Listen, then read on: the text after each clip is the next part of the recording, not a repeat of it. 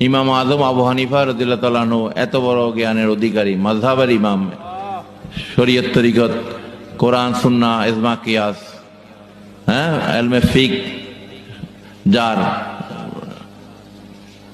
জ্ঞানের পরিধি বিস্তৃত, ঠিক কিনা? ওনার তো দরকার ছিল না। উনি কেন